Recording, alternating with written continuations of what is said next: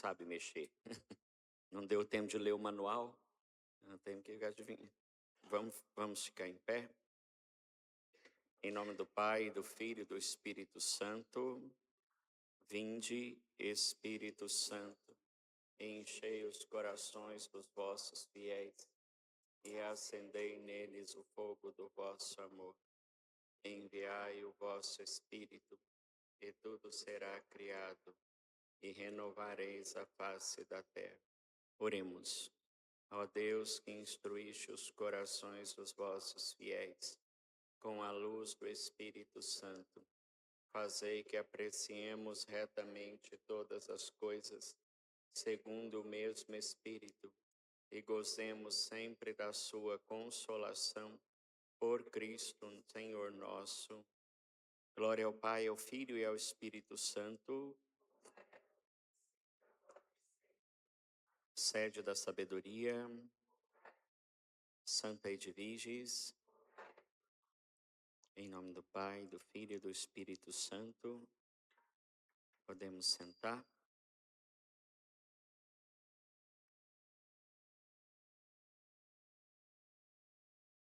Bom, acho que ontem nós fomos até o ato penitencial, né? Aí nós temos então, temos o hino de louvor. O hino de louvor é uma espécie de salmo composto pela igreja. O glória, como a gente chama. É uma mistura de louvor e de súplica em que a assembleia congrega ou congregada no Espírito Santo dirige-se ao Pai e ao Cordeiro.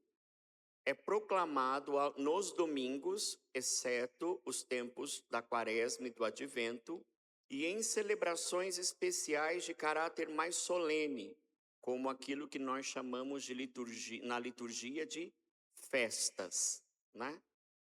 Pode ser cantado desde que mantenha a letra original e na íntegra. Qual é a letra original? Glória a Deus nas alturas e paz na terra aos homens por ele amados. Nós vos louvamos. Além disso, a CNBB, né, ela autorizou uma letra que é composta de 5 estrofes, né? Glória a Deus nas alturas e paz na terra aos homens por ele amados, Senhor Deus. Então, glória aqui no Brasil pode ter essas duas formas, né? Tanto a letra na sua íntegra, como ela está no missal, que é aquela que a gente costuma também rezar, quanto esta de 5 estrofes. Fora isso, nenhum outro canto se encaixa dentro do glória, né? Aquele glória ao Pai Criador, ao Filho Redentor e ao Espírito. Isso não é glória, né? Muito menos aquele glória, glória, glória, glória. Não. Glória, glória, aleluia. Esse também não é glória, tá? Então isso não se encaixa dentro do hino de louvor. O hino de louvor tem que seguir esta sequência, tá bom? E ele, então, não é cantado durante os dias de semana, a não ser que naquele dia de semana esteja se celebrando uma festa, né? Que vem já determinada pelo calendário litúrgico da igreja. Bom, a oração da coleta é o oremos que o padre faz antes das leituras. Aquele primeiro oremos. Eu costumo sempre, num instante de silêncio, pedir para que a gente coloque no coração de Deus as nossas intenções, né? Esse é o momento de fazermos as intenções, né? Que estão no meu coração, no seu coração, de rezarmos pelas pessoas que pediram as nossas orações, de colocarmos as intenções dos nossos irmãos falecidos, doentes, enfim, todas as nossas intenções para aquela missa. Essa oração da coleta, apesar dela ser feita pelo padre, ela é feita em nome de toda a assembleia. E ela chama oração da coleta por causa disso. É como se o padre coletasse pegasse todas as intenções de vocês e ele oferecesse estas intenções, né, a Deus em nome de todos, em nome da comunidade.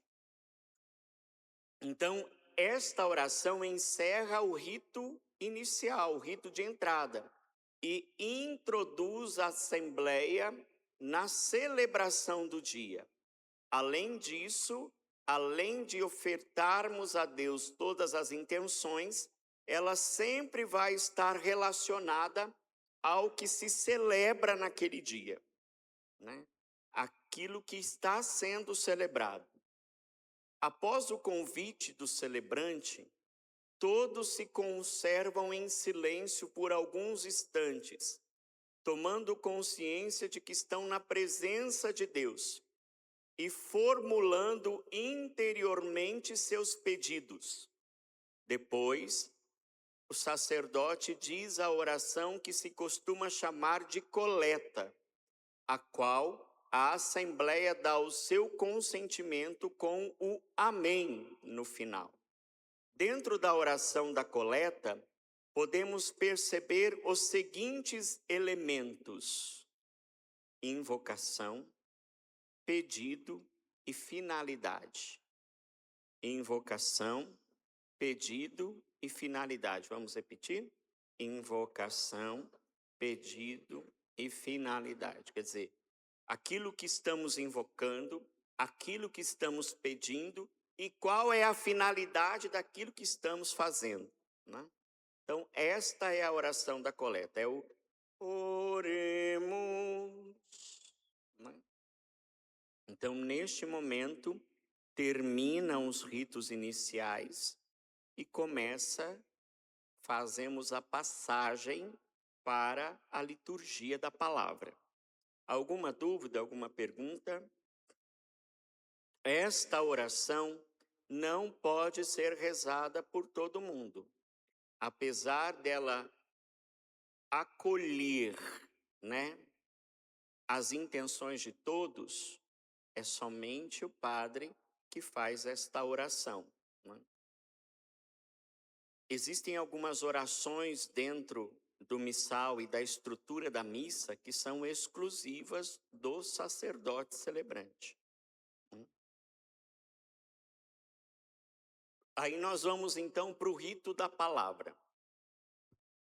O rito da palavra é a segunda parte da missa, mas é aquilo que nós chamamos de primeira liturgia.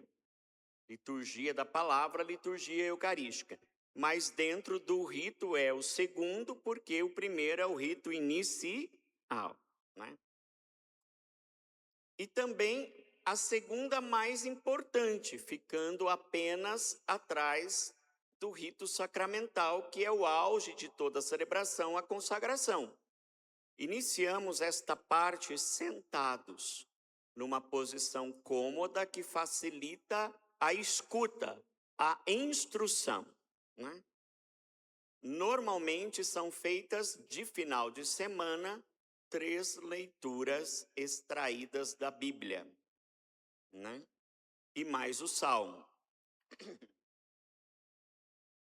Durante a semana temos 2 leituras e o Salmo. Aos domingos e solenidades, 2 leituras, o Salmo e o Evangelho, né? Durante a semana, uma leitura, o Evangelho e o Salmo, né? Em geral, um texto do Antigo Testamento, um texto epistolar do Novo Testamento, as cartas de Pedro, de Paulo, de João, né? E um texto do Evangelho de Jesus Cristo, que é dividido em ano A, B e C. A para Mateus, B, Marcos e C para Lucas, né? E o Evangelho de João é usado para completar o Evangelho de Marcos, que é menor, e durante o tempo pascal, que é o tempo que estamos celebrando agora, Nós estamos no ano A. Então, em todo o tempo comum, o evangelho será o de Mateus. Como nós estamos no tempo da Páscoa, o evangelho é o de João, na grande maioria dele. Mas também tem um detalhe: no tempo pascal, as duas leituras são do Novo Testamento. No tempo da Páscoa, não se usa o Antigo Testamento. No tempo da Páscoa, as duas leituras são do Novo Testamento. Por quê? Porque na primeira leitura se traz um trecho dos Atos dos Apóstolos, porque lá narra-se toda a vida do povo de Deus logo após a ressurreição de Jesus, ou seja, o início das primeiras comunidades. Então, como elas surgiram, como elas foram as primeiras aparições de Jesus, como elas foram se organizando, como elas foram crescendo, como elas celebravam, né? No início, então, ali nos Atos dos Apóstolos está a origem da igreja. Por isso que no tempo pascal, nós temos na primeira leitura os Atos dos Apóstolos. E na segunda leitura, então, uma carta epistolar, né? Geralmente Pedro, João, né? E Paulo também, mas mais Pedro e João durante o tempo pascal. Fora isso, nos outros tempos, a primeira leitura é sempre do Antigo Testamento e a segunda leitura do Novo Testamento. Lembrando que nos demais tempos, quando a primeira leitura é do Antigo Testamento, ela sempre vai estar relacionada com o Evangelho. E mesmo agora no tempo pascal, a primeira leitura sempre está ligada ao Evangelho. A primeira leitura e o Evangelho têm uma ligação estreita. E a segunda leitura é sempre um complemento, um algo a mais, que enriquece aquilo que a reflexão do Evangelho com a primeira leitura querem trazer para nós. Isso é uma forma também de mostrar o quanto o Novo Testamento é uma continuação do Antigo Testamento. É um complemento, é a plenitude, é o cumprimento daquilo que foi prometido no Antigo Testamento. Jesus é o cumprimento da promessa do Pai. Né? Certo? Bom, isto, porém, não significa que será sempre assim. Às vezes, a primeira leitura cede espaço para um texto do Novo Testamento, como o Apocalipse, e a segunda leitura para um texto extraído dos Atos dos Apóstolos. É raro acontecer, mas acontece. Fixo mesmo apenas o Evangelho que será extraído do livro de Mateus, Marcos, Lucas ou João. Né? Alguma pergunta?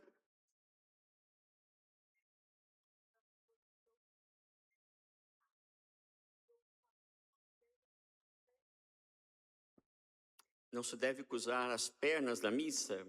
Não tem nenhuma regra no missal que diga isso, né? Cruzar as pernas. Isso é uma coisa mais dos antigos.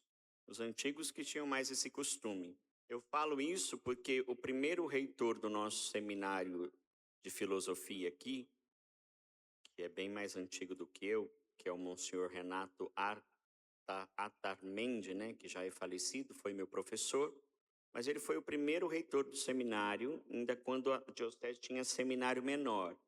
O que era seminário menor? É quando os seminaristas que estavam lá ainda estavam no colegial. Hoje nenhuma diocese mais pode ter um seminário menor, quer dizer, seminaristas cursando o ensino médio. Todos têm que ter mais de 18 anos e ter terminado o ensino médio. Hoje nenhuma diocese mais tem seminário menor, né? Que era o seminário que com 14 anos você podia ir para o seminário. Hoje tem que ser acima de 18 anos. E nesse tempo, então, isso é o que eles contam, né? Que os padres mais velhos dizem que o Monsenhor Renato não deixava eles cruzarem as pernas na capela, né? Quando eles iam rezar. Então, acho que isso deve ser alguma coisa mais ligada aos antigos, mas não há nada que indique, né, que não se possa cruzar as pernas. Mas é claro que uma postura digna, uma postura correta, uma postura que facilite você estar atento, né, e também não venha escandalizar ninguém, né? De repente você está aí com uma saia ou uma roupa que não é legal cruzar as pernas, aí não dá certo, né? Então é uma coisa que a gente tem que ter um pouquinho sempre de bom senso para poder estar atento a isso. Mas a posição correta é estar sentado, né? Essa é a posição certa, de como quem vai realmente ouvir, aprender, estar atento, como um mestre que está ensinando e os discípulos estão sentados, atentos, ouvindo ali, né? Na escola de Cristo. Bom, temos então a primeira leitura. Como já dissemos, a primeira leitura costuma ser extraída do Antigo Testamento. Qual que é a abreviação de Antigo Testamento? AT. A abreviação de Antigo Testamento é AT. Isto é feito para demonstrar que já o Antigo Testamento previa a vinda de Jesus e que ele mesmo o cumpriu. Está lá em Marcos capítulo 5, versículo 17. De fato, não poucas vezes os evangelistas citam passagens do Antigo Testamento. O próprio Jesus vai citar passagens do Antigo Testamento, né? Principalmente dos profetas, provando que Jesus era o Messias que estava para vir.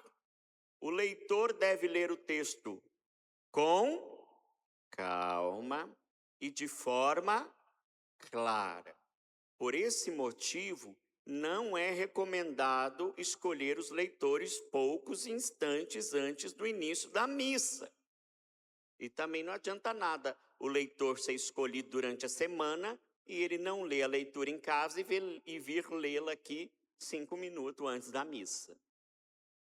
Deu na mesma. Ah, não, eu já fui avisado no começo da semana, mas eu só li agora, a hora que eu cheguei para a missa. Não resolveu nada. É a mesma coisa de eu ter pego ali na hora. Qual que era, no mínimo, a sua obrigação? Já ter lido umas 3, 4 vezes durante a semana a leitura. Até para quase, se possível, fazê-la de cor. Né? E também, quando não tiver uma palavra que tem dúvida da pronúncia, poder perguntar com antecedência, para não falar a palavra errada. Não falar a leitura do livro do Exodó, né? Antioquia, né? E por aí tem tantas coisas, né? E quando aparecem os nomes, né?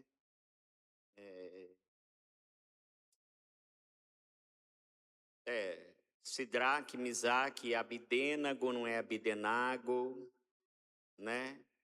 É Dario, não é Dário. É Ataxerxes, não é?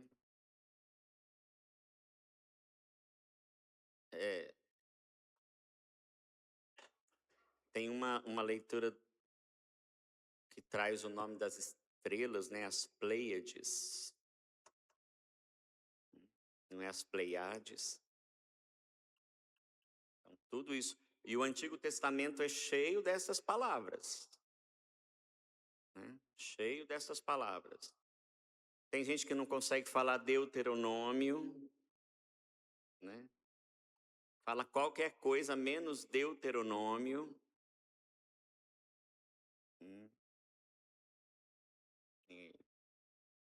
Então, pardos, medos e elamitas vai aparecer agora no tempo da Páscoa, na leitura dos Atos Apóstolos. Nós que somos pardos, medos e elamitas, não tem medos, é medos. Nós que somos pardos, porque como estamos ouvindo na mesma língua, nós que somos pardos, medos e elamitas. É uma leitura agora do Antigo Testamento, sobretudo quando acontece o dia de Pentecostes.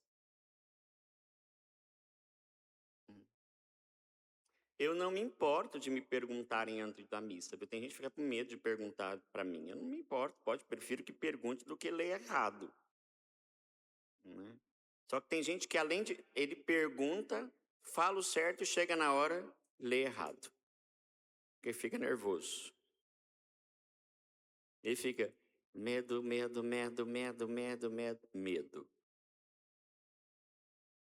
Né? Outra coisa também que acontece muito no Salmo 122. A confusão entre a palavra sede e sede. A sede da justiça lá está, e o trono de Davi. Não é a sede da justiça lá está. Por que sede? Porque é sede de cadeira. Sede de sediado, de lugar. A sede da justiça lá está, a cátedra, a cadeira da justiça lá está, e o trono de Davi. Não é a sede da justiça lá está. Né? E toda vez que chega esse salmo, eu tenho que mandar um alerta no grupo da música para sede não virar sede. Vocês sabiam que o português é uma das línguas mais difíceis do mundo? Sabe qual é uma das palavras do português mais difícil para os estrangeiros? Uma palavra de 5 letras.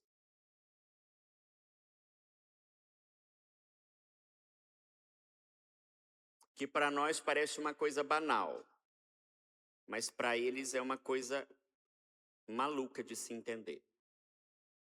A palavra ponto. Vocês já pararam para pensar quantas coisas significa a palavra ponto? Está no ponto, passou do ponto, vou para o ponto, saiu do ponto, chegou no ponto, ponto final.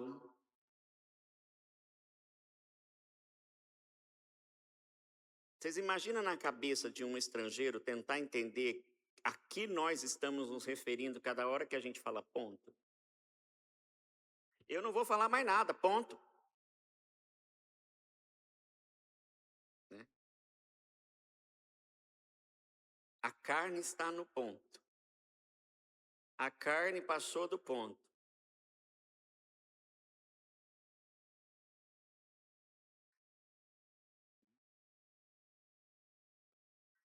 Ponto de partida, ponto de chegada, ponto de vista. Oi? Ponto de interrogação, ponto de exclamação, 2 pontos, ponto e vírgula. Ponto, ela errou o ponto, ela deu este ponto, ponto de cruz, ponto cruz, ponto de ônibus. Vai precisar dar uns pontos nesse corte. Vale só 2 pontos. .com.br. Vocês tinham já parado para pensar nisso? É tão normal e natural para nós. Agora você imagina você ensinando para um estrangeiro o que significa ponto. Ele não vai chegar a ponto nenhum.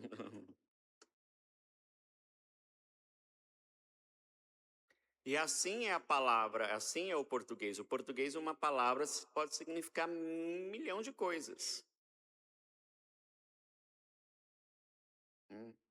Para você dizer que está alegre, você pode dizer que está alegre, está feliz, está satisfeito, está entusiasmado, né? E assim por diante. Bom,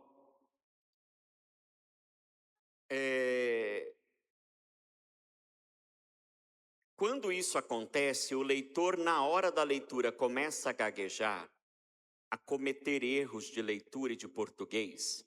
Podemos ter a certeza, e isso eu tenho sempre quando isso acontece, de que quando ele disser palavra do Senhor, a resposta da comunidade será graças a Deus, né? Não se referirá aos frutos rendidos pela leitura, mas sim pelo alívio do termo de tamanha catástrofe. Por que eu gosto de ter o folheto domingo nas mãos? Tem padre que odeia ter o folheto. Diz que não tem folheto, que a obrigação do povo é escutar a leitura. Mas numa dessas, se a pessoa lê errado? Pelo menos com o folheto, mesmo que a pessoa lê errado, todo mundo vai ver o que é que realmente está escrito ali. Porque às vezes você troca uma palavra, você muda todo o sentido da leitura. Você de negativo torna algo positivo, de positivo você torna algo negativo.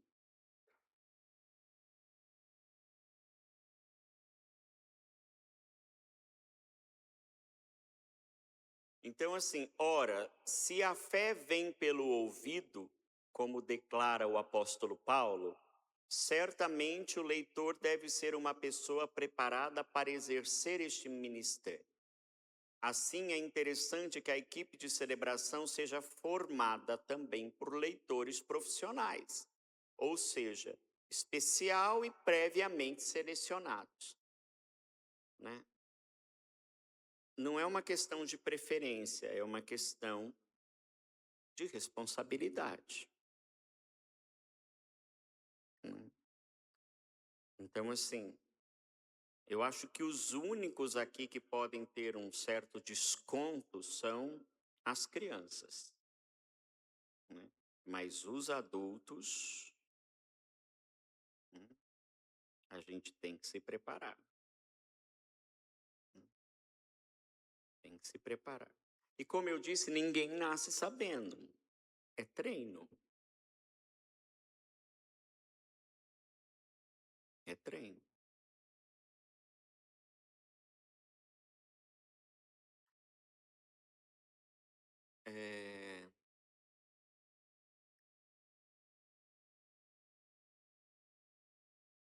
Vamos lá. Alguma pergunta com relação à primeira leitura?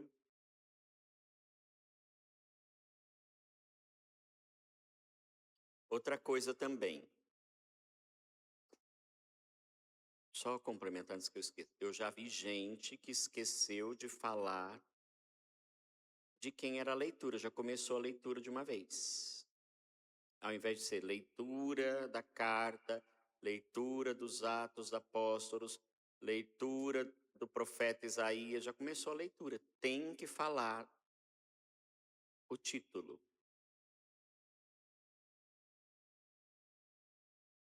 Leitura da primeira carta de São Paulo aos Romanos, ou aos Coríntios. Romanos só tem uma. Leitura da primeira carta de São Paulo aos Coríntios. Aí começa a leitura. Leitura da carta aos Hebreus. Da primeira carta de São João. Não pode chegar, mesmo que todo mundo tenha o folheto na mão, que já se pressupõe que todo mundo está vendo de onde a leitura foi tirada, tem que ler o prefácio, o início, a quem pertence a leitura. Tem que proclamar, na verdade, não é ler, a quem pertence a leitura.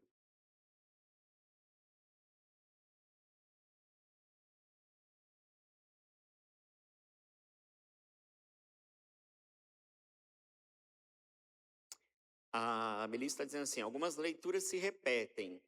Durante a missa, se a gente vier o ano todo, a gente consegue ler a Bíblia toda? Se a gente vier durante 3 anos seguidos. Por causa do ano A, B e C. Durante a semana é dividido em par e ímpar. Então, a cada 2 anos, voltamos de novo à leitura, né? Só que o evangelho é o mesmo, muda só a leitura. Mas durante a liturgia, indo à missa todos os dias, para passar pela Bíblia toda, 3 anos, no mínimo. Ainda tem alguns salmos que não foram incluídos, aí teria que buscar esses salmos a mais, como o Salmo 79, por exemplo, não está na liturgia, mas está na liturgia das horas. Então, se eu faço a liturgia das horas, mais a liturgia da missa, durante 3 anos, provavelmente eu passo pela Bíblia inteira. Todos os dias. Só os domingos não. Indo à missa todo dia.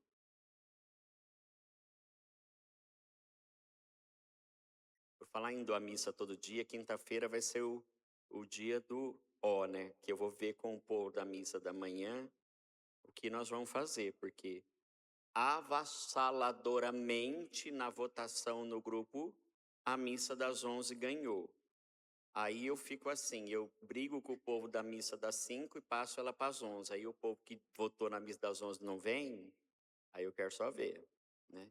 Então, quinta-feira, às 5 da manhã, eu vou conversar com o povo para ver se essa missa das 5 da manhã vai se manter às 5, que vem uma média de 40, 50 pessoas, ou se faremos uma experiência de passá-la para as 11 da noite, para que mais pessoas possam participar.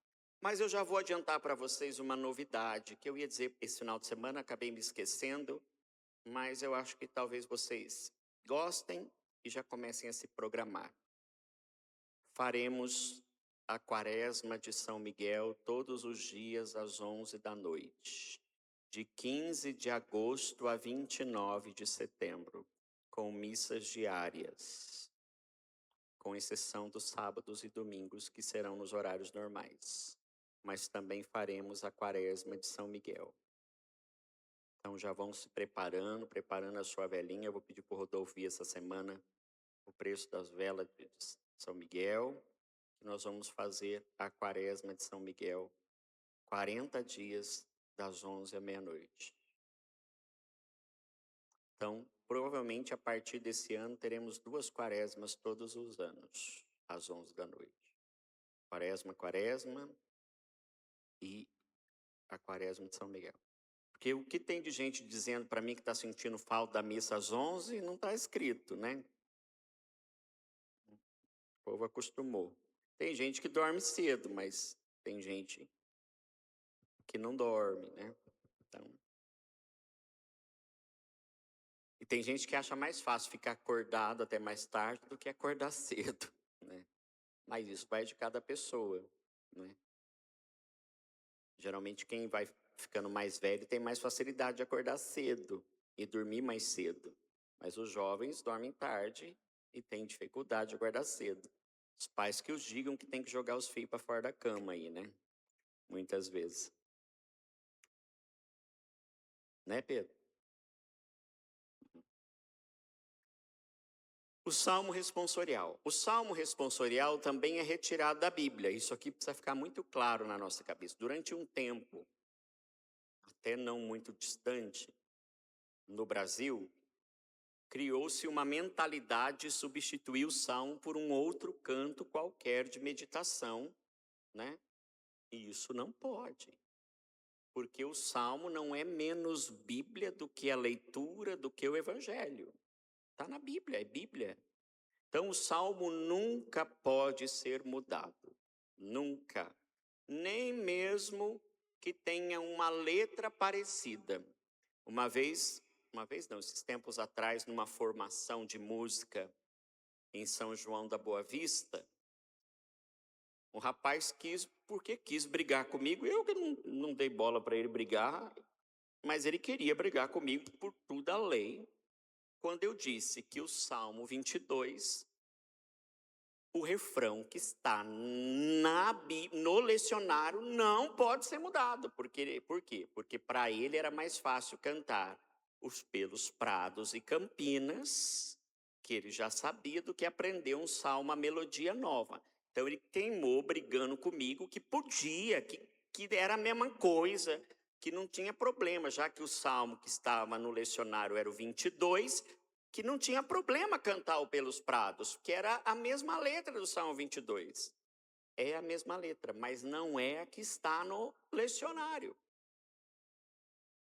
Porque no lecionário nunca vai vir escrito assim: Tu és, Senhor, o meu pastor e nada me faltará. O Senhor é meu pastor e nada me falta. O Senhor é meu pastor e não me falta coisa alguma. É sempre assim que vem no lecionário. E é assim que tem que ser cantado. Por mais que os Pelos Prados seja o Salmo 22. Mas não é a letra que está no lecionário. E brigou comigo, e brigou. No fim eu larguei ele falando sozinho. Cada um faz o que quer da cabeça. Estou falando que não é, mas não é. Mas por quê? Porque dá trabalho fazer o certo. Dá trabalho acertar o errado. Dá trabalho mudar aquilo que eu estou acostumado. Mas essa é a realidade. Isso é a liturgia. Eu me adequo a ela e não ela se adequa a mim. Né? Eu me adequo à liturgia e não a liturgia que entra dentro do meu molde. Né? Então, essa é a grande questão. Né? Só que tem um porém. Pode acontecer que o salmo de resposta não seja um salmo. Quem já percebeu isso? Que o salmo de resposta não é um salmo. Às vezes ele é tirado do profeta Isaías, às vezes ele é o Magnífica. A minha alma engrandece o Senhor, o espírito se alegra em Deus meu Salvador. Porque o salmo é uma resposta à leitura, mas não quer dizer que tenha que ser salmo, mas tem que ser da Bíblia. O salmo é sempre uma resposta à leitura. O salmo sempre vai estar ligado à primeira leitura. Então, às vezes ele é tirado de um dos profetas, às vezes ele é tirado do Evangelho, às vezes ele é tirado do Cântico de Daniel.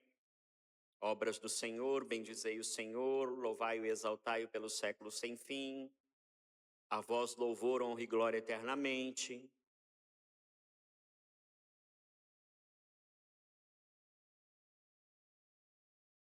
O Êxodo, da vigília, teve um que era do Êxodo.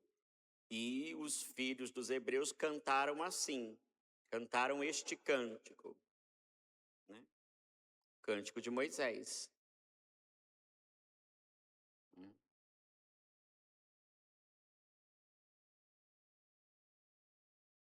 Bom, muitas comunidades recitam-no, mas o correto mesmo é cantá-lo. Por isso, uma ou outra comunidade possui, além do cantor, um salmista, que já que muitas vezes o salmo exige uma certa criatividade e espontaneidade, uma vez que as traduções do hebraico ou grego para o português nem sempre conseguem manter a métrica ou a beleza do original, assim, quando cantado, acaba lembrando um pouco o canto gregoriano, e em virtude da dificuldade que exige para a sua execução, acaba sendo simplesmente, como já dissemos, recitado, perdendo ainda mais a sua beleza. Salmo tem que ser cantado.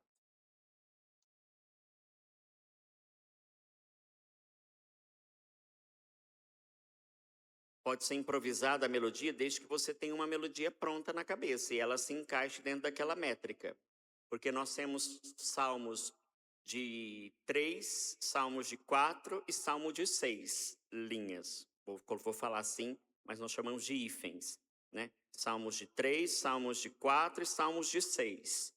Ou seja, tem estrofes que são menorzinhas, maiorzinhas e maiores ainda. Então tem que ser uma melodia que se encaixe dentro disso. Os salmos não são todos sempre do mesmo tamanho. Por exemplo, o menor salmo da Bíblia, ele tem dois hífens, que é feito no sábado, eu não me lembro qual deles, mas é aquele proclamar o evangelho a toda criatura, é uma coisa assim, ele tem dois hífens só. É uma estrofe, é o menorzinho. Se eu não me engano, é o... não vou lembrar. 87, mas não tenho certeza. Pois comprovado é o seu amor para conosco. É uma coisa assim. Então, assim, eu particularmente fico muito triste quando eu vou celebrar em outro lugar que sobem para ler o salmo. Eu fico triste. Aqui, quando eles lêem, eu já quero infartar. E eles, para tentar ainda amenizar, eles cantam pelo menos um refrão e lê as estrofes, que é para deixar eu menos bravo. Mas aí também eles revelam o quê? Que não tiveram tempo de preparar. Também tem aqueles que põem sempre a mesma melodia em todo salmo, que já fica fácil, que também não pode. Por quê? Porque tem salmos que são de louvor, salmos que são de penitência, salmos que são de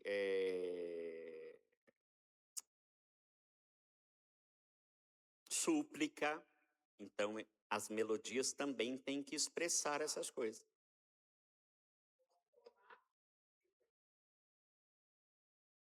Mas o correto é mudar. Muda. Vai brigar comigo também, né? Tô brincando. Tô brincando. Eu sei. Mas assim, seria importante pelo menos ter umas 3 melodias. É simples, ainda tô pedindo pouco. Tô pedindo pouco ainda. Né?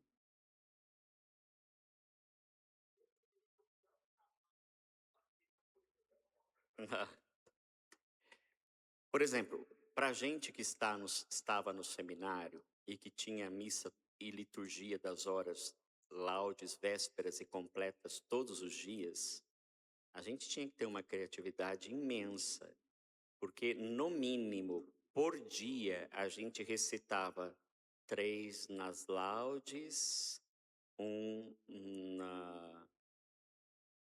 2 na hora média, mais 1 da missa, mais 3 nas vésperas e mais 1 nas completas. Dá quantos? Já perdi a conta. Quase 10 salmos por dia. Né? Então, você imagina se a gente cantasse todos eles da mesma forma. Né? Então, assim, aí você tinha que criar, né? Tinha que... Senão, ninguém aguenta.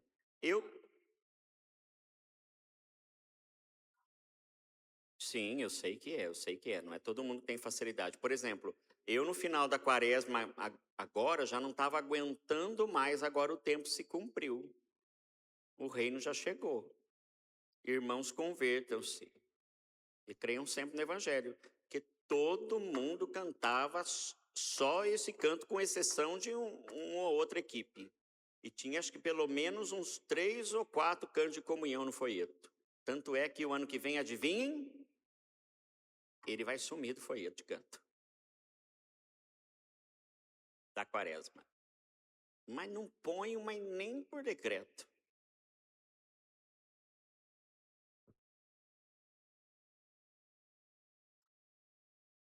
Então, para quem vem à missa só de domingo, tudo bem. Mas para mim, que celebro todo dia, mas se bem que aí vocês experimentaram um pouquinho do que eu passo, porque quem estava vindo na missa todo dia também, acho que já não estava aguentando mais. Até o Eis-me Aqui, Senhor, já não estava dando mais conta de cantar.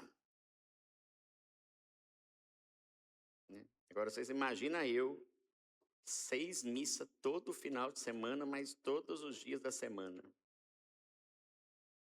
Agora o tempo se cumpriu. Agora o tempo se cumpriu. Eu já estava querendo fechar o tempo.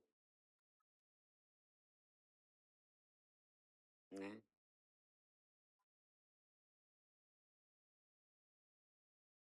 Eu quando eu peguei... Não, eu toco e canto desde os 12 anos na missa. Desde os 12 anos de idade.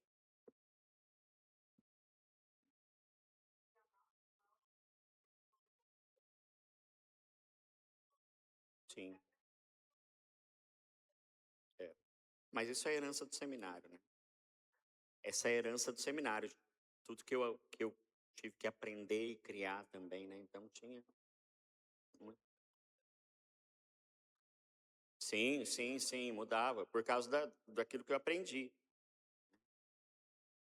Quando os padres têm algum encontro, um retiro do clero, é tudo eu que cuido disso.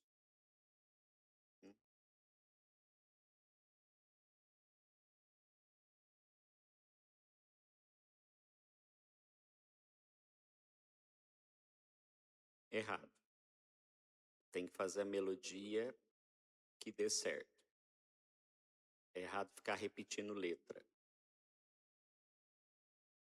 É difícil, gente. A liturgia da igreja é muito bela, mas ela é desafiante. Ela é desafiante.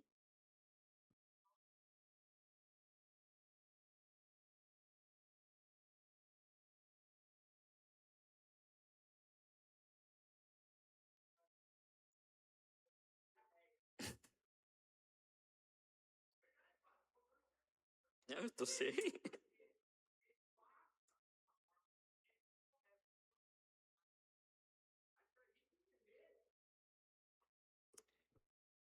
É assim,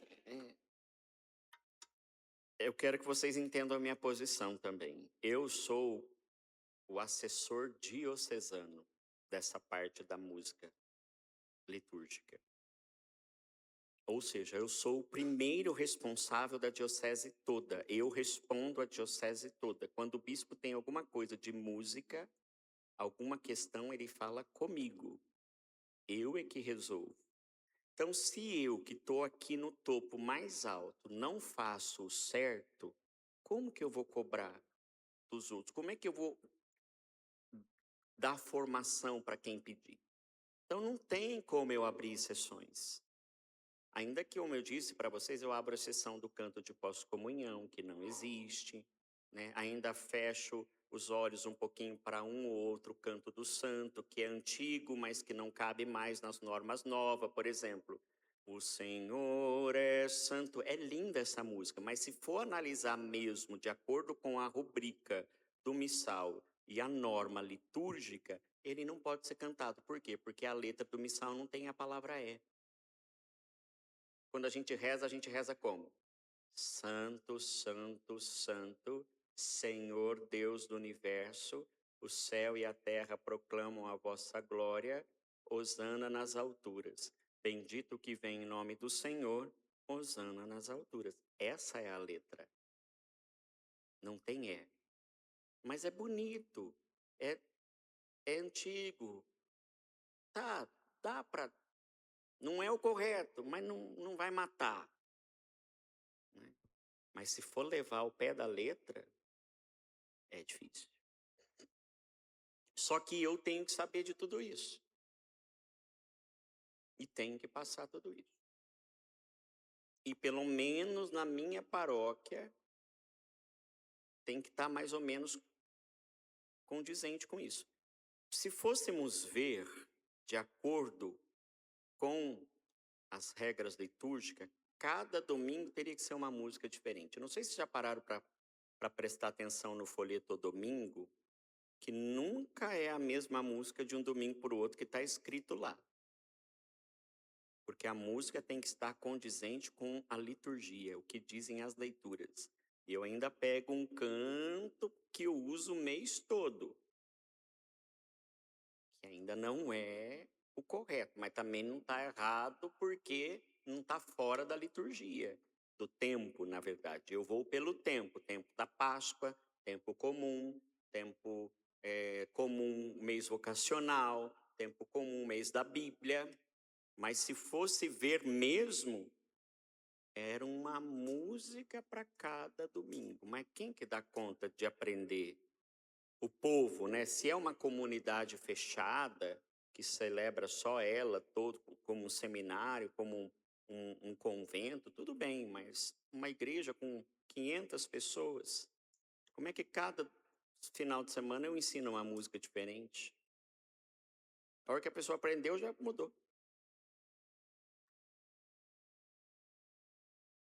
Do domingo. Mas elas mudavam uma vez por mês. De uns tempos para cá, com a nova mudança, que elas passaram a mudar todo domingo. Como eu disse, eu tenho que saber de tudo isso. E tenho que ensinar sim.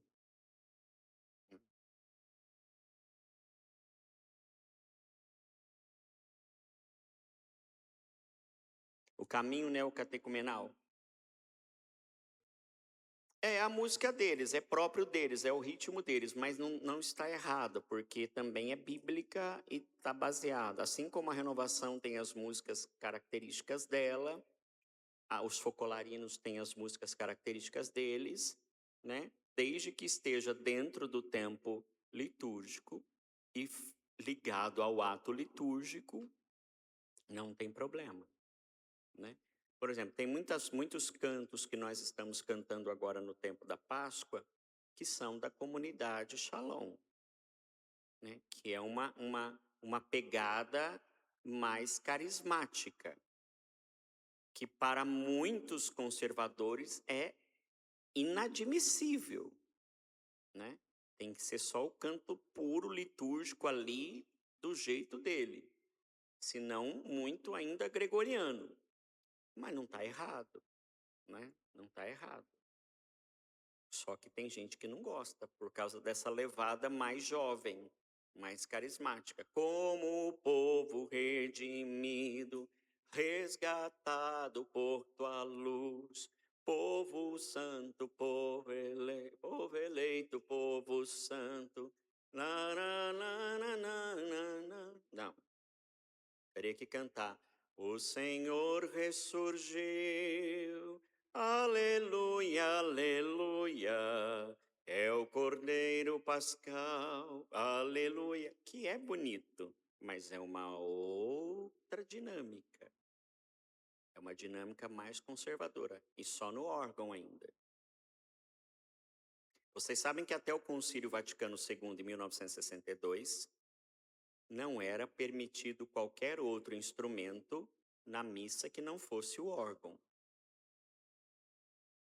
né? Só depois do Concílio Vaticano II, quando a missa saiu do latim e veio por vernáculo, é que passou-se a permitir outros instrumentos na celebração da Eucaristia. Mas nas grandes basílicas, Aparecida é só o órgão, né? São Pedro nem se fala no Vaticano, né? Então, assim, são só... E polifonia, que são os cantos a várias vozes.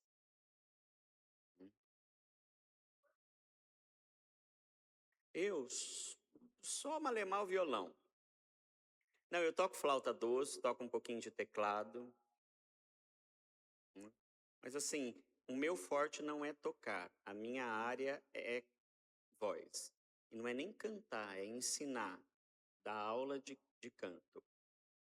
A minha formação é essa. Tanto que no seminário eu dou aula de canto, nas Irmãs Apóstolas em Pinhal de terça-feira, no caso hoje à tarde eu dou aula de canto.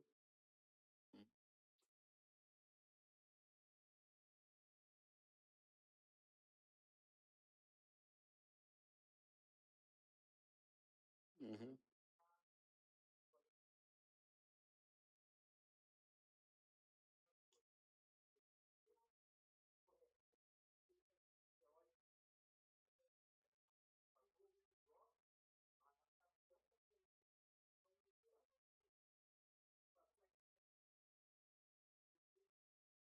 É,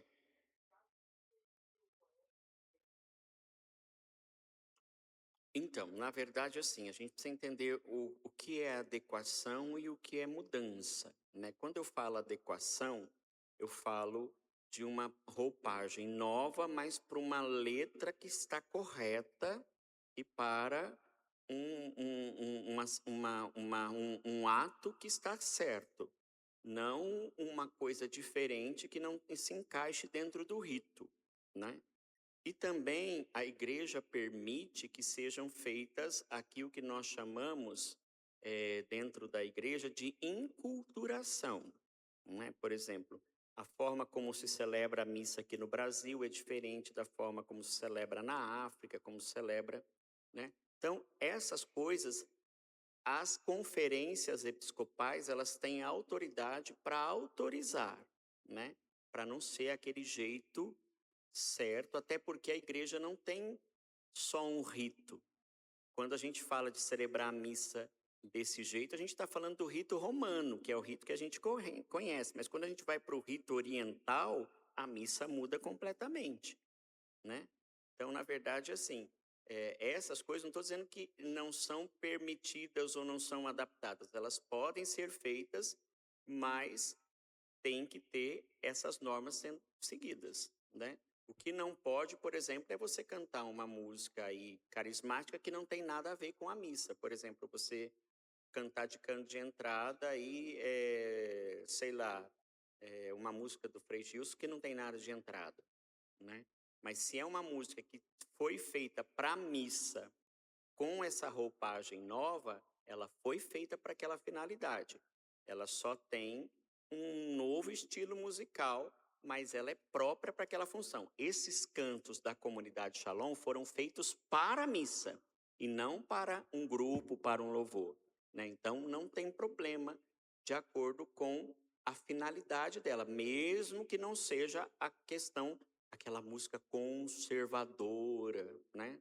Estou dizendo que vai mais das características de cada comunidade. Isso, isso, isso. A letra que... Lembra que eu disse que a letra tem que falar do que se está fazendo, né? Do ato que está se realizando. Por exemplo, do canto de comunhão, né? Tem que falar que a gente está indo em direção do pão, da comunhão, buscando a comunhão e assim por diante.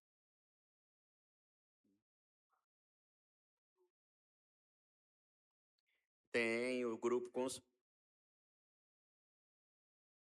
Olha, tem um grupo que prefere... Missa tridentina é a missa antes de Paulo VI. A missa de Paulo VI é essa missa que nós celebramos hoje. A missa antes de Paulo VI é a missa do Concílio de Trento, onde a missa era em latim, rezar com o padre rezando de costa para o povo, né? E mudavam algumas coisas. Tem um povo que diz que essa é a missa verdadeira, porque ela foi celebrada por mais de 1500 anos, né? E que defende, que gosta dessa missa, né? E que o Papa Bento permitiu que se celebrasse em alguns momentos, depois o Francisco veio e restringiu de novo, agora o Leão veio e está tentando conciliar um pouco as coisas, né? Essa missa hoje não é a missa oficial, né? Não é a missa do rito romano, é uma missa, é um rito, como é que a gente chama? Um rito... fugiu a palavra agora. Ai, não, depois eu vou lembrar. Mas é um rito que pode ser feito, mas não é o rito oficial, né? Agora, assim, o que deve ser levado em conta é qual é a motivação para se voltar a este rito, já que a igreja fez a opção pelo outro rito, a igreja toda. Então, isso que precisa ser olhado. É só porque é bonito? É só para que eu seja considerado conservador? Ou porque aquilo me enriquece de certa forma? E outra, você entende o que está sendo celebrado? Porque uma coisa é eu gostar da missa em latim, outra coisa é eu saber latim. O padre pode fazer homilia em latim, como pode fazer homilia em português. Mas se eu escuto as leituras em latim... Então, assim, a gente precisa tomar um pouco de cuidado, porque hoje tem muita gente indo atrás de certos modismos. porque é legal, porque é bonito, porque é diferente, mas o que faz sentido nisso tudo, né? Ah, mas a missa tridentina é a missa de sempre, porque foi a missa por mais de 1500 anos. Concordo, mas a igreja chegou a o Espírito Santo, que eu acredito que nada na igreja aconteça sem a moção do Espírito Santo, moveu a igreja para que isso pudesse corresponder àquilo que ela está vivendo neste momento, né? Uma missa onde todos compreendam aquilo que está sendo celebrado. Então, assim, eu não sou contra a missa em latim, eu não celebraria, por quê? Porque eu não sei latim. Eu sei pronunciar, eu sei ler, mas eu não sei falar latim, eu não falo latim fluentemente, né? Então, eu não vou me atrever a rezar uma coisa que eu não sei. Senão ia ficar o quê? Eu ia ficar lendo o missal e não podia tirar os olhos dali, porque eu não sei falar, né? Então, assim, são coisas que a gente deve questionar. É bonito? É lindo. Então, mas olha só, essa é uma questão muito importante que ela levantou. Quem da Assembleia compreende a missa como nós estamos vendo aqui? A missa de hoje. Quem entende plenamente e profundamente essa missa que nós celebramos agora? E como é que vai entender de latim? Você não entende nem essa de português que nós rezamos? Que nem sabe o porquê dos ritos, das coisas? Quantas coisas nós aprendemos aqui desde quando começamos a nossa formação, que a gente não sabia da missa? Então, assim, hoje é muito bom fazer bonito para os outros. Mas e o coração? Ai, eu vou à missa em latim. Ai, que bom para você, né? Eu vou na de português mesmo, porque nela tá difícil de entender, né? É,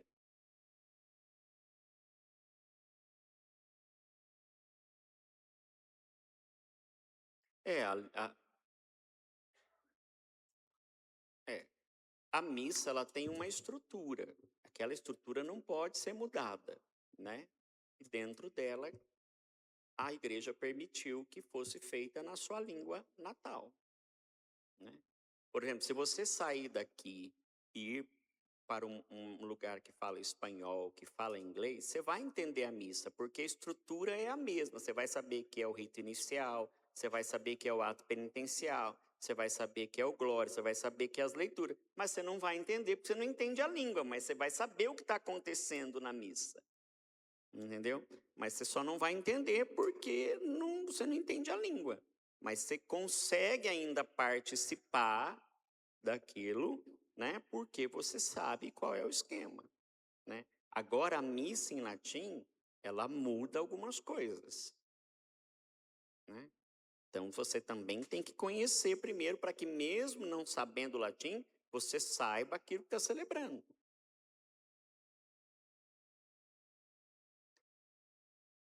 Por exemplo, eu falo que se a igreja não tivesse mudado a missa, eu não sei como é que nós estaríamos hoje. Sabe por quê? Porque nessas missas, o ato penitencial, só a música do ato penitencial, podia demorar de 40 a 45 minutos, só pedindo perdão. Por curiosidade, quando vocês chegarem em casa, tiverem lá um tempinho, procurem lá no YouTube Miserere de Mozart, de Glória de Handel, para vocês verem quanto tempo estas músicas duram. Isso era feito na missa. Então, uma missa demorava quase o que nós celebramos na vigília pascal de sábado, no mínimo umas 3 horas. Toda a missa, com exceção das durante a semana que não tinha música. Mas se é uma missa solene, as músicas eram demoradas, tinham orquestras, tinham coros, tinham organistas nas grandes catedrais, nas coisas. Então, assim, era bem diferente a missa. Tudo bem até aqui? Bom. A segunda leitura. Da mesma forma como a primeira leitura tem como costume usar textos do Antigo Testamento, a segunda leitura tem como característica extrair textos do Novo Testamento das cartas escritas pelos apóstolos Paulo, Tiago, Pedro, João e Judas, mais notadamente as escritas por São Paulo. Esta leitura tem, portanto, como objetivo demonstrar o vivo ensinamento dos apóstolos dirigido às comunidades cristãs. A segunda leitura deve ser encerrada de modo idêntico ao da primeira leitura, com o leitor exclamando, palavra do Senhor, e a comunidade respondendo, graças a Deus. Não sei se vocês sabem, mas assim como o padre canta o evangelho, também as leituras podem ser cantadas.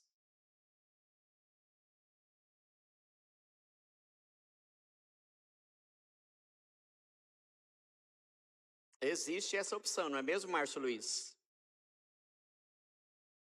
As leituras também podem ser cantadas.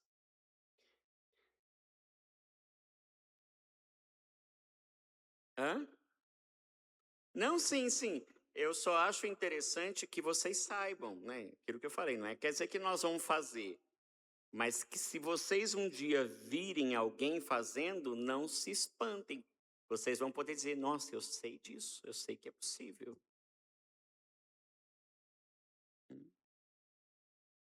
As leituras também podem. A missa inteira pode ser cantada. Inteira, quando eu digo inteira, inteira. Inteira.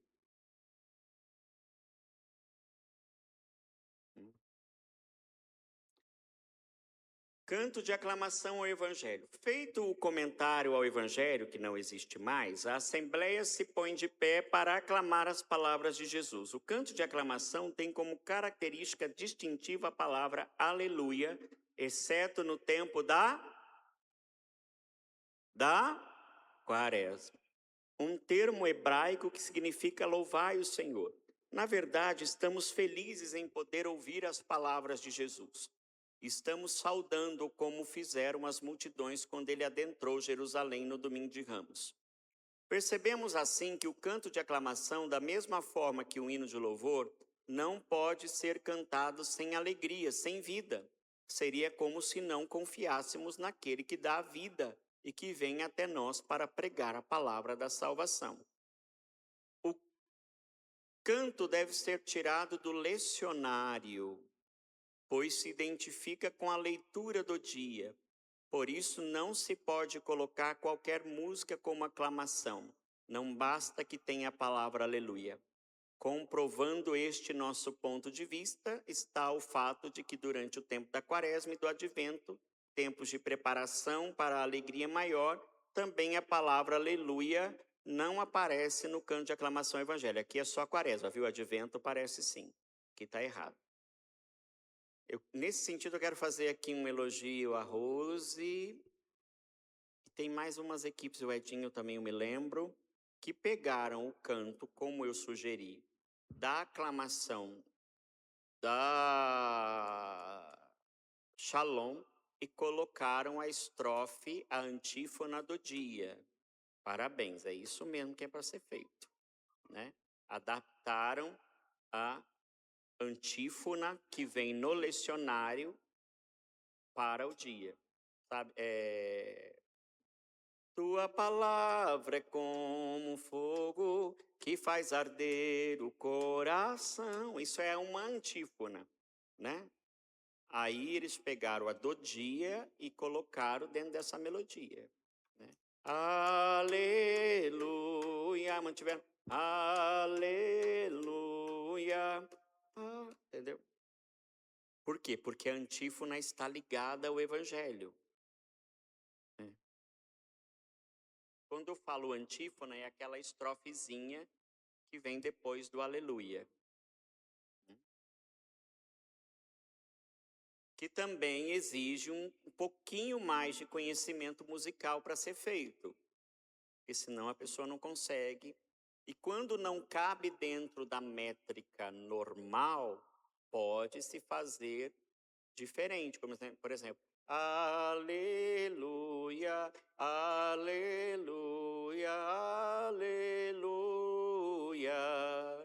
Tua palavra é como lâmpada para os meus pés, é luz para o meu caminho.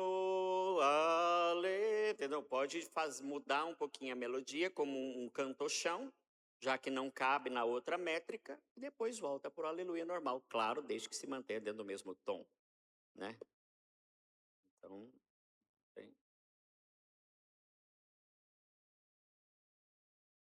Antes de iniciar a leitura do Evangelho, se estiver sendo feito o uso do incenso, o que significa mesmo incenso?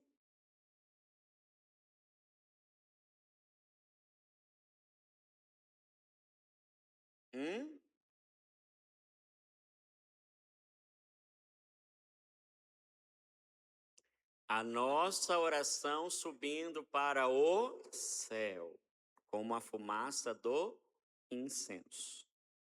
É isso que significa um incenso. Toda missa pode ter incenso, né? Toda missa poderia ter incenso, sobretudo aos domingos. Mas eu restringo as nossas, sobretudo por causa do nosso teto baixo, às mais solenes. Mas quando a gente subir, quem sabe? Então,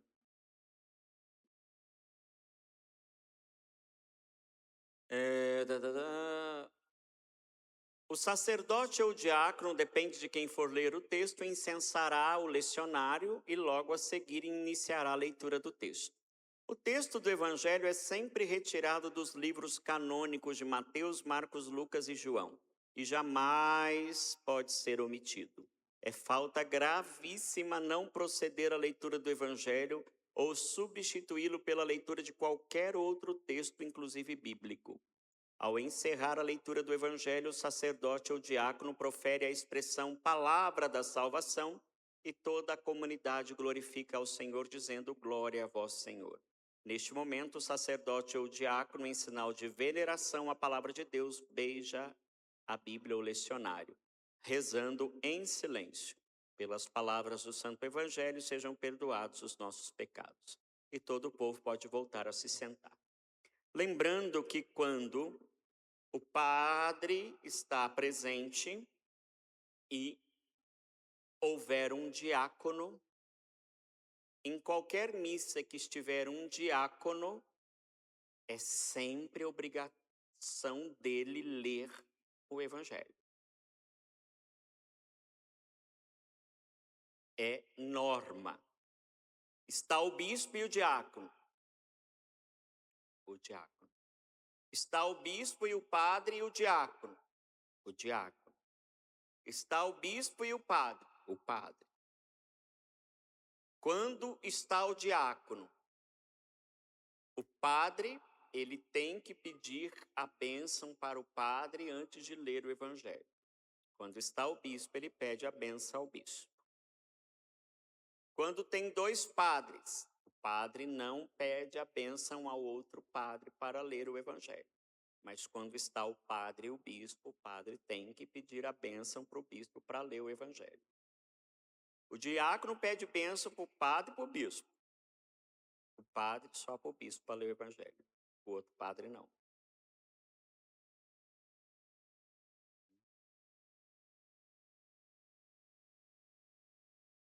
Lembrando que quando a gente fala proclamação do Evangelho, o padre tem que traçar sobre o lecionário o sinal da cruz, né?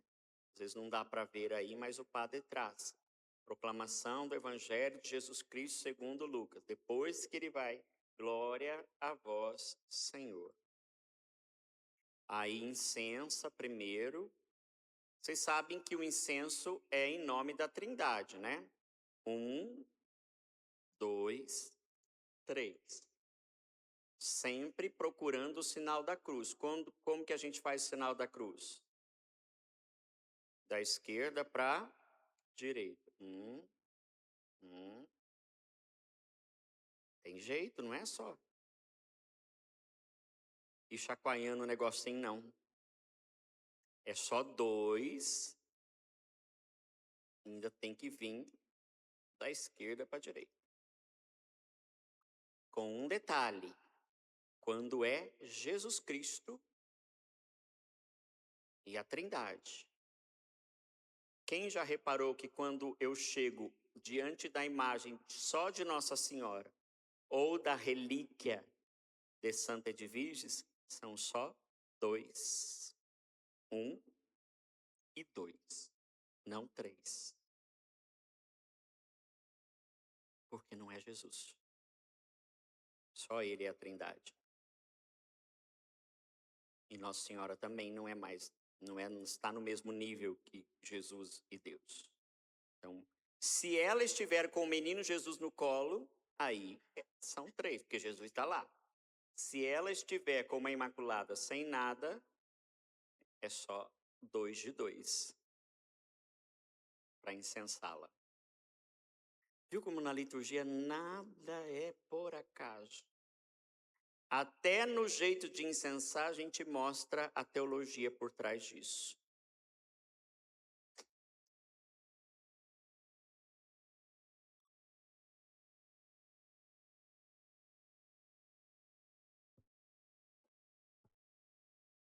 Ah, não, já teve padre que bateu o turíbulo e derrubou o cálice. Eu, graças a Deus, nunca bati, mas eu nunca bati, mas já teve caras que bateu o turíbulo. Eu já bati o turíbulo na mesa, isso já bati. Os meninos já bateram em mim, né?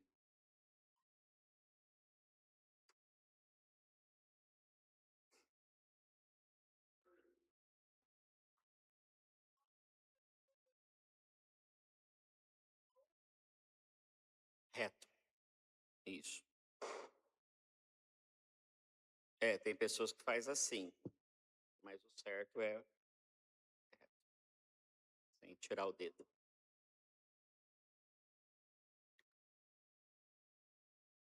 Lembrando que só o bispo pode levantar o lecionário para abençoar o povo depois da leitura do evangelho. O padre não pode.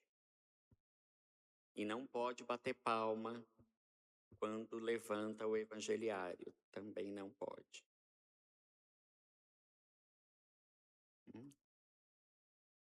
Tudo bem? São coisas simples, mas que têm tudo um significado profundo. Agora eu pergunto para vocês, tem como ensinar isso para todo mundo numa missa de 1h10 com 500 pessoas? Não tem jeito. E a maioria não sabe o que está acontecendo.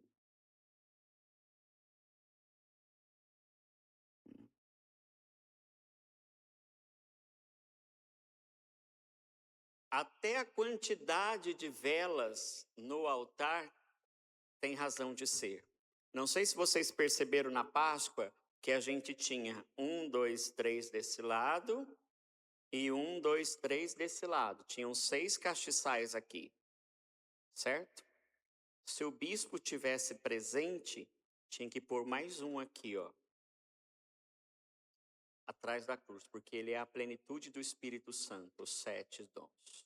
Aí teria que ter 7 castiçais. Nós temos 7 castiçais. Só que um sempre fica lá dentro, a não ser que o bispo esteja. Se o bispo tivesse, teria que ter 7 castiçais em cima do altar.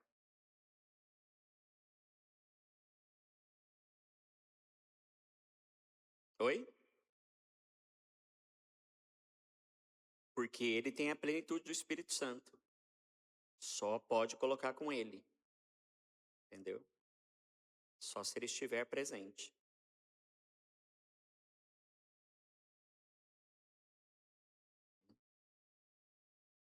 Então é por isso. Quando esta cruz está aqui, não se incensa aquela de lá. Incensa essa aqui. Por isso que quando esta cruz está aqui, na hora de passar pelo altar, eu só faço assim e sigo. porque eu já incensei ela deste lado primeiro, e depois eu incensei o altar. Se ela não estivesse aqui, eu incensaria as âmbulas e o cálice, e a hora que eu passasse aqui, eu pararia para incensar a que está lá. Por isso que tem hora que eu paro e tem hora que eu não paro. Enquanto ela estiver aqui no meio, eu não paro. Se amanhã eu tirar ela daqui e ficar só aquela lá de trás, na hora de dar a volta eu vou parar.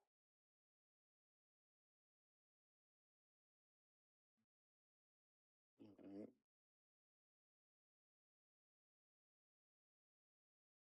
Muita coisinha, eu sei que cansa, né? Mas vocês estão perguntando, eu estou falando, né? Mas é bom a gente entender o que a gente celebra. Ninguém ama aquilo que não conhece, né? É importante a gente saber o que está acontecendo. Ah, não, mas o turíbulo não é muito pesado. Esse nosso não, pelo menos. Mas tem turíbulo pesado, sim. O bispo é exigente? O bispo é exigente, Márcio? Bastante. A congregação dele tem a característica de prezar pela liturgia, o lugar de onde ele veio, né?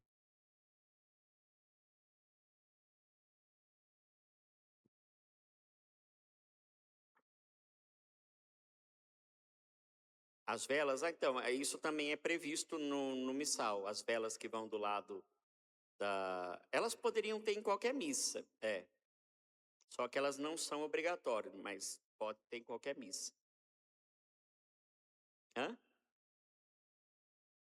Quando tem, menos o evangelho da vigília pascal, porque o Círio Pascal está lá. O Círio tem primazia. Nenhuma vela pode ficar do lado dele.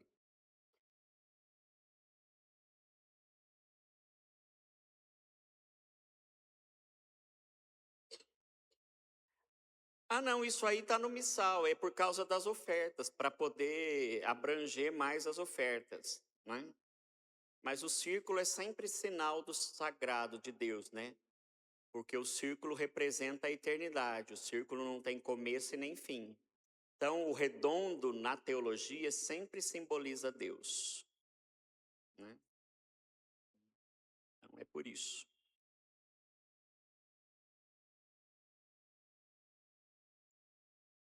Muito bem, vamos para a homilia. A homilia nos recorda o sermão da montanha, quando Jesus subiu ao Monte das Oliveiras para ensinar todo o povo reunido. Observe-se que o altar já se encontra em relação aos bancos onde estão os fiéis em ponto mais alto, aludindo claramente a este episódio. Montanha, povo sentado para ouvir Jesus no alto da montanha. Jesus está na montanha e vai ensinar o povo sentado na planície. Da mesma forma como Jesus ensinava com autoridade, após sua ascensão, a igreja recebeu a incumbência de pregar a todos os povos e ensinar-lhes a observar tudo aquilo que Cristo pregou. A autoridade de Cristo foi, portanto, passada à igreja.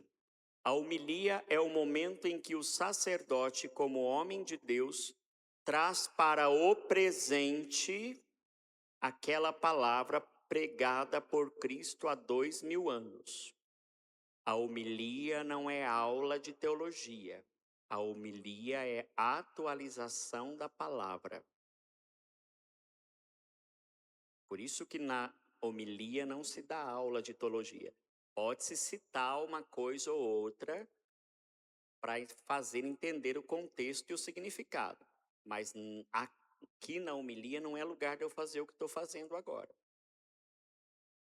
É lugar de... Não vai fazer xixi aí, hein? Vai dormir. É lugar de atualizar a palavra para o dia de hoje. Como aplicar aquela palavra no dia de hoje, né? Neste momento, devemos dar ouvidos aos ensinamentos do sacerdote, que são os mesmos ensinamentos de Cristo. Pois foi o próprio Cristo que disse: quem vos ouve, a mim ouve.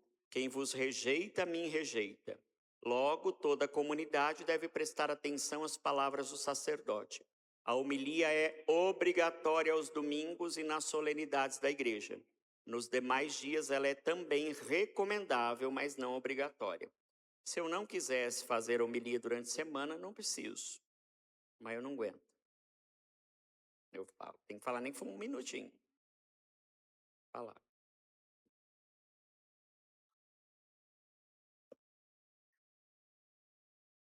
Pode falar, vou só tomar uma água. Uhum.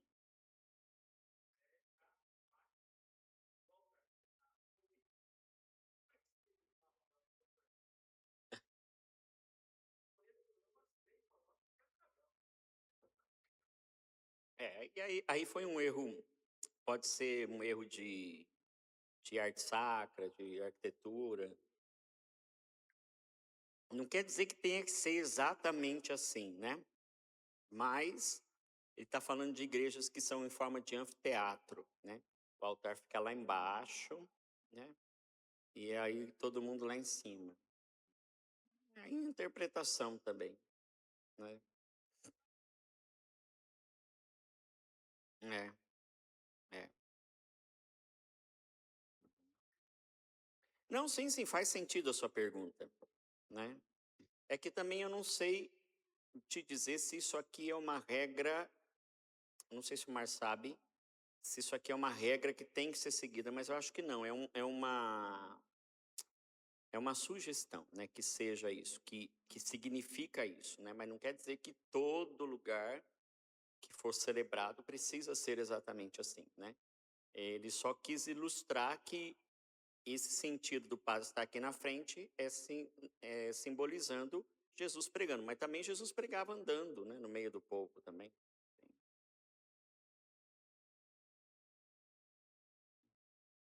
Eu, por exemplo, durante muitos anos na paróquia, fiz a homilia andando no meio do povo. Eu só sosseguei aqui na frente com a pandemia, que eu fui obrigado a ficar parado por causa da câmera. Depois eu acostumei também, agora não ando mais. Fico aqui na frente, né? Mas até a pandemia eu sempre fiz a homilia andando no meio do povo, né? Depois, quando veio a pandemia que precisava transmitir, que eu tinha que ficar parado, aí, melhor ficar aqui que acho que como todo mundo vê. Porque daí eu ia, todo mundo ia. Eu voltava, todo mundo voltava, né? Então eu falei, deixa eu ficar aqui, que daí...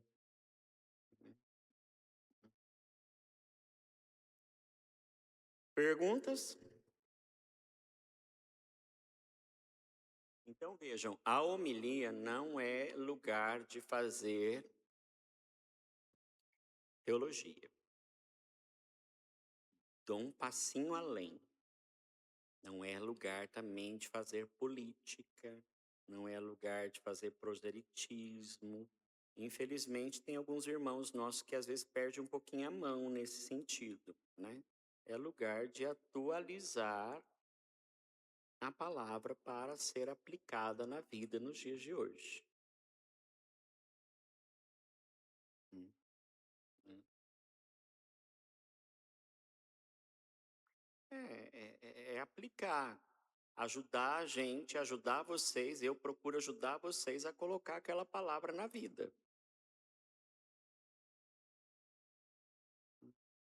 E também não adianta eu trazer muita informação. A gente não guarda. Por isso que eu desde sempre tenho comigo essa minha didática das 3 palavras. Desde quando eu era seminarista.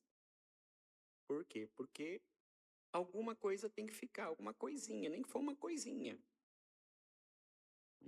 Não adianta eu falar um monte de coisa e a gente não levar nada.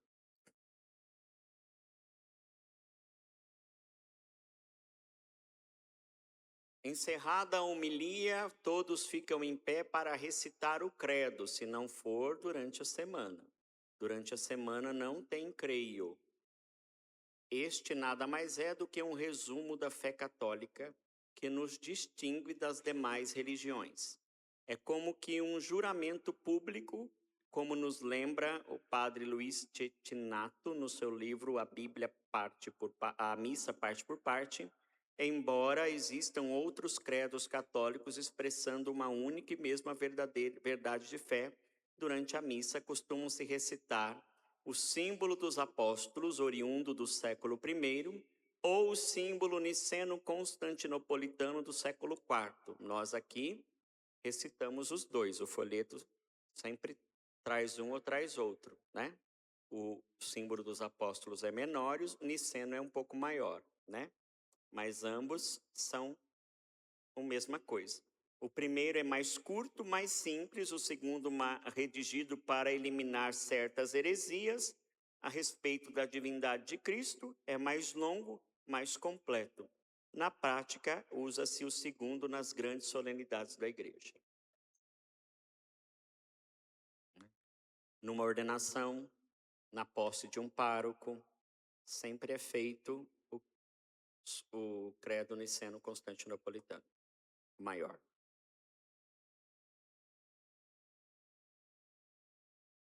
Que sem perceber o folheto vai nos ajudando a decorar também.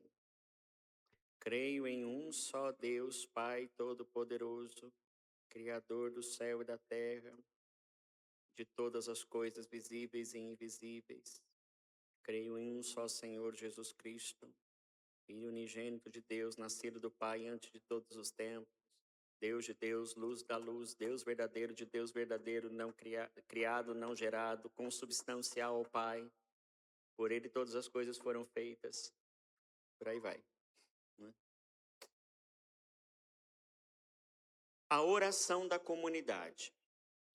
As preces. A oração da comunidade, ou oração dos fiéis, como também é conhecida, marca o último ato do rito da palavra. Nela, toda a comunidade apresenta súplicas ao Senhor e intercede por todos os homens. Alguns pedidos não devem ser esquecidos. Tem pedidos que são obrigatórios pela igreja, pelas autoridades públicas, pelos doentes, pela paz e a salvação do mundo inteiro e pela comunidade local. Estas preces são obrigatórias. As outras podem ser feitas outras de acordo com a necessidade. Mas pela igreja, pelas autoridades, pelos doentes e pela comunidade local, é obrigatório. E a resposta também pode variar, mas a gente tem que tomar cuidado para que algumas respostas não sejam erradas. Por exemplo, rezemos ao Senhor.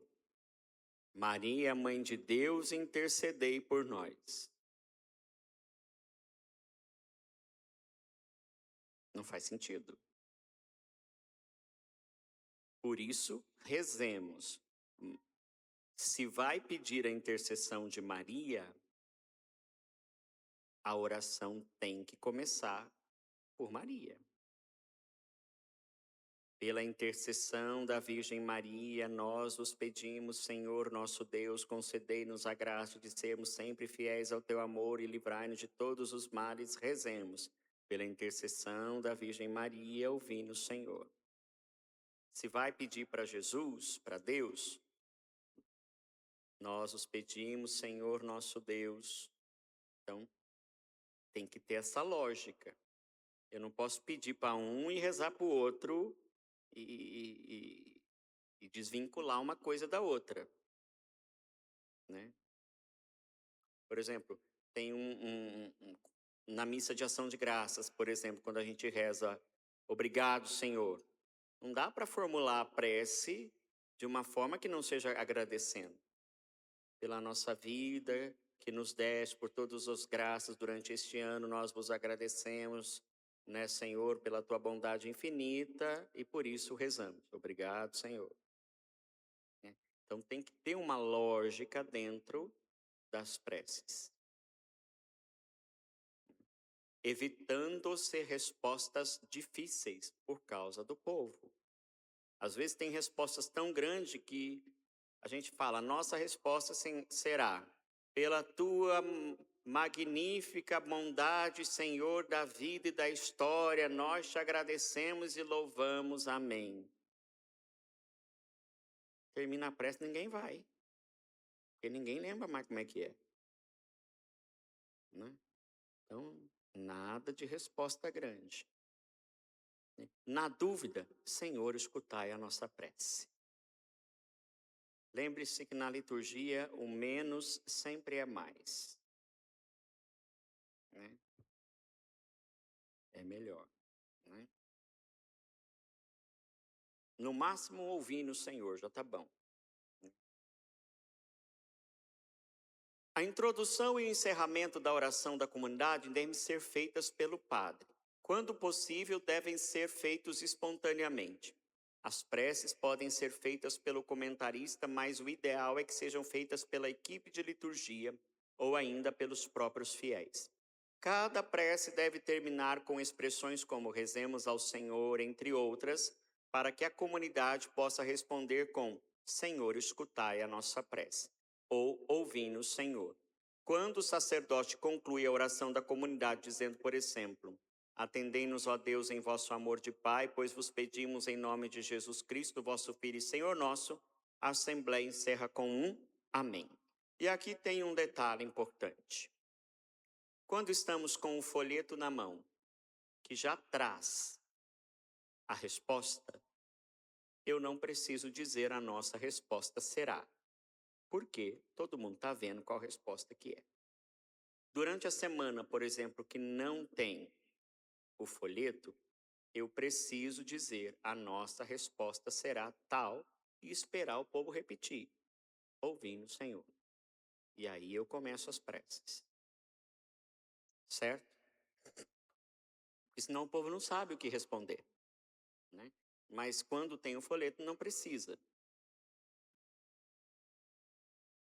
Bom, eu vou terminar por aqui, porque o rito sacramental eu não vou começar agora, que falta 10 minutos para terminar e depois não dá para falar muito. Aí a gente faz ele amanhã. Lembrando que amanhã a gente vai ter a missa primeiro, então nós vamos ter 1 hora só de formação. Né? Terminou a missa, a gente faz a formação e conclui essa etapa. Eu não estou muito preocupado em acabar o conteúdo, porque eu quero fazer uma coisa bem feita. Se for preciso, a gente marca no meio do ano de novo mais uma semana, nas férias, e volta, termina esse conteúdo, já começa automaticamente outro, né? Porque a intenção é manter uma formação contínua, né? Para a gente entender bastante coisa. Dúvidas?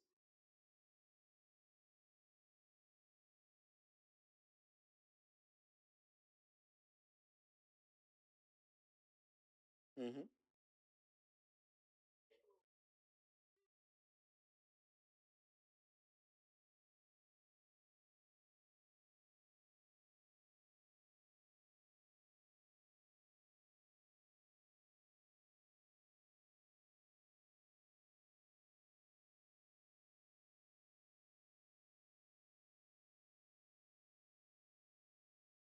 É.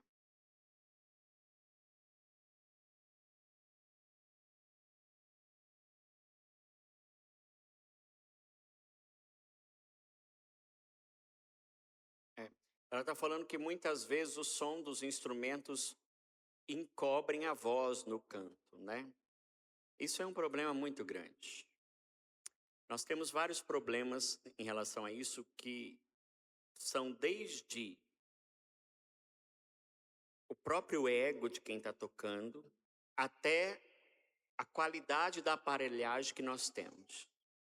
Eu compreendo, por exemplo, que quando um cantor não tem o que a gente chama de retorno para si, a tendência dele é tocar mais alto, porque ele tem que ouvir o som que sai naquelas caixas e volta para ele. Então, melhorando a qualidade do som, dando um retorno de qualidade, a gente tem como cobrar que o som seja mais equalizado, equilibrado. Mas este é um grande problema nas igrejas hoje. O som é muito caro, né? Além do que muita gente que faz o que faz na igreja não tem uma espiritualidade profunda às vezes, porque todo músico, antes de ser músico católico, devia ser um fiel que tem uma espiritualidade, para que o que ele venha fazer aqui não seja um show, mas um ato de fé, né? Então entra todas essas coisas que são difíceis, mas que a gente tem que ir trabalhando devagar, né? Por exemplo, tem alguns cantores, não é o caso da nossa paróquia, né? Mas eu já ouvi, os padres reclamam muito que tem alguns músicos, alguns cantores, que o padre vai pedir algumas coisas para ele e ele vira para o padre e diz assim, olha, é assim, se tá bom, se tiver bom, tá bom, se não tiver, eu não volto mais, né? Então, assim, é muito complicado, né? Os músicos que estão aí sabem muito bem do que eu estou falando, né? É muito difícil. Tem uns que acham que só eles é que sabem, só eles que estão certos, você não pode falar nada, você não pode pedir para baixar o som, você não pode pedir para baixar o instrumento, né? Mas a prioridade é sempre da voz.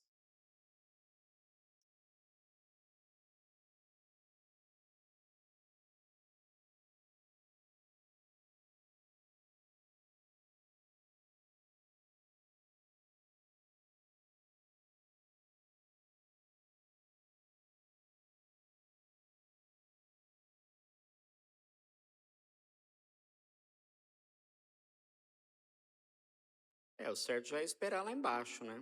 É, é, é um pouquinho de discernimento, né? Oi, pois não.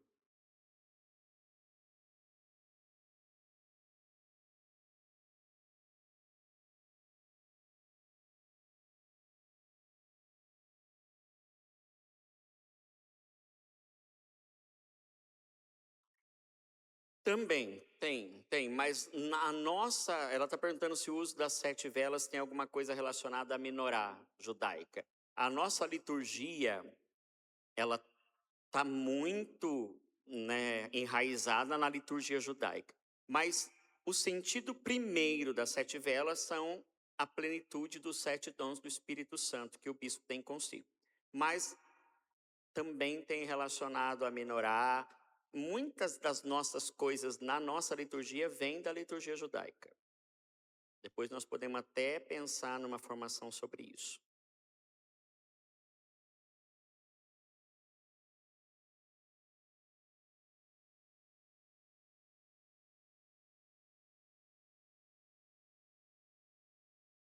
Aham. Uhum. É uma oração exclusiva minha. É, uma oração exclusiva minha. A oração que eu fiz na hora de preparar o altar, né? É uma oração exclusiva do padre. Mas é bonita, eu também acho muito bonita aquela oração. Pode falar.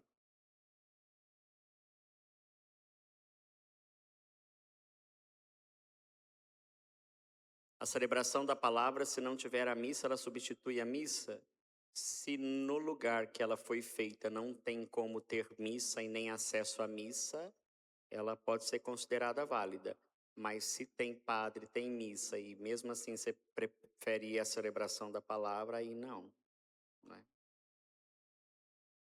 Celebração da palavra é como a missa, só não tem a consagração, né? Quando um seminarista, ou um diácono, ou um ministro faz, né? Aí você tem a mesma estrutura da missa, só que quando depois do ofertório, só traz Jesus já consagrado, coloca sobre o corporal, reza o Pai Nosso, oração da paz, e já vai para a comunhão. Não tem a oração eucarística.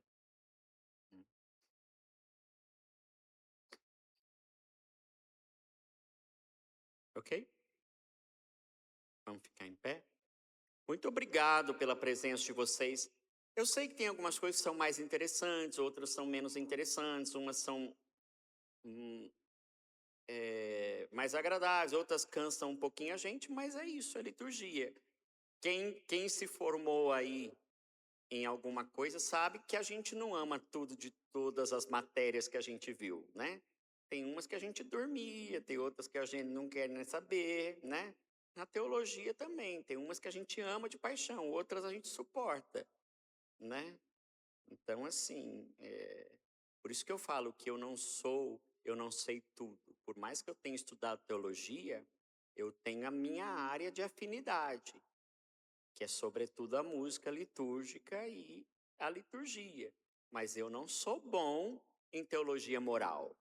Eu não sou bom em cristologia, né? Eu não sou bom em pastoral no sentido teórico do negócio. Mas eu gosto de literatura paulina, eu gosto de evangelho sinótico, eu dou aula de sapienciais na teologia, eu dei aula de literatura paulina. Então, assim, não dá para ser bom em tudo, né? Tem áreas, assim como na área, né? Tem o médico que é dermatologista, o outro que é neurologista, o outro que é... Então, tem.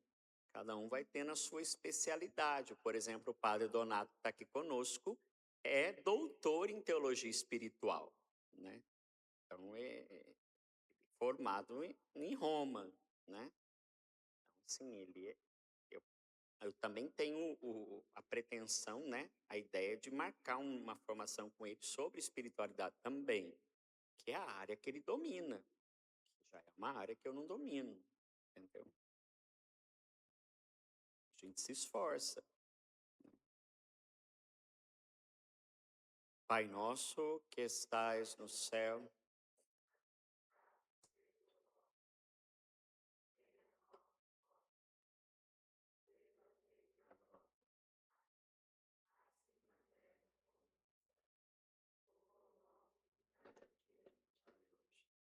perdoai as nossas ofensas, assim como nós perdoamos a quem nos tem ofendido, e não nos deixeis cair em tentação, mas livrai-nos do mal. O Senhor esteja convosco. Abençoe-vos o Deus Todo-Poderoso, Pai, Filho e Espírito Santo. Obrigado, até amanhã. Lembrando que amanhã tem normalmente a adoração ao Santíssimo às 6h30, a bênção às 7h20, a missa às 7h30 e depois a formação.